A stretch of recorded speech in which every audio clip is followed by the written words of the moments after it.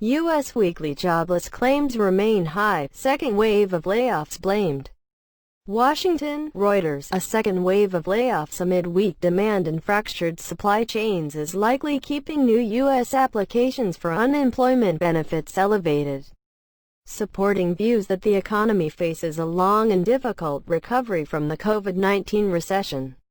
The Labor Department's weekly jobless claims report on Thursday, the most timely data on the economy's health, is expected to sketch a picture of continued labor market distress even though employers hired a record 2.5 million workers in May as businesses reopened after shuttering in mid-March to slow the spread of COVID-19. Millions are still collecting unemployment checks.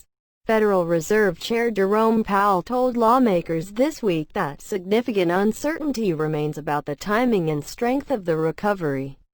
The economy fell into recession in February.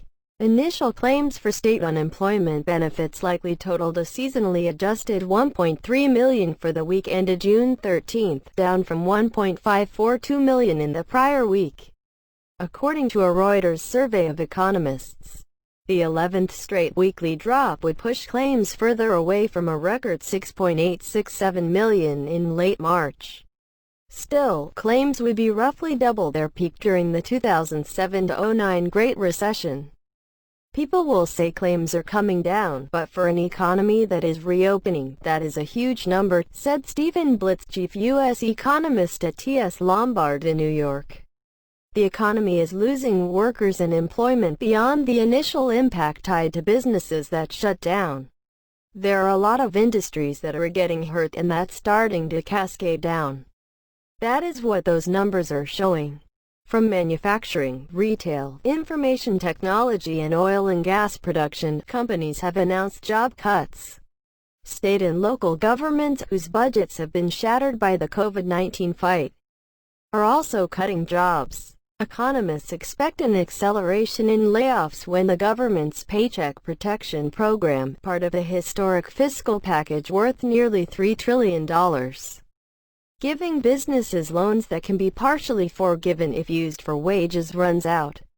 They attributed to the PPP a drop in the number of people receiving benefits after an initial week of aid from a record 24.912 million in early May.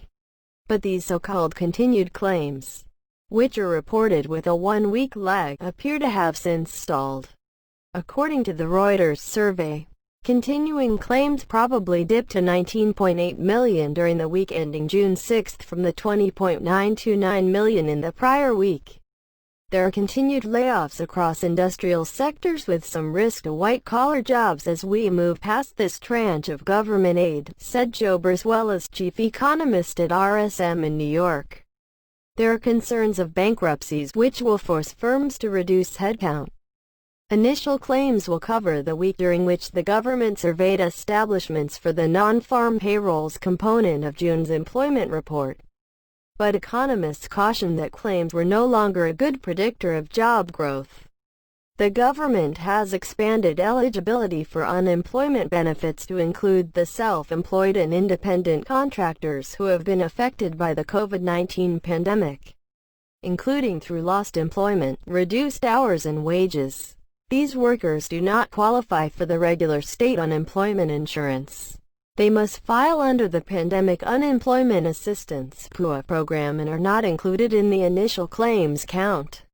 Some economists said many states were allowing workers who had been rehired, but working fewer hours for reduced pay to remain on unemployment benefits even when they appeared on payrolls.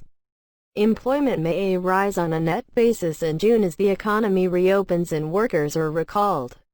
But the initial claims data suggests that there is still a steady stream of new layoffs as corporations adjust to the new coronavirus reality, said Lou Crandall, chief economist of Rights and ICAP in Jersey City, New Jersey.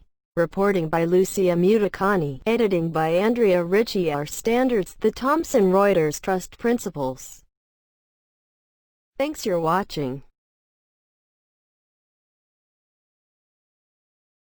Goodbye. See you next video.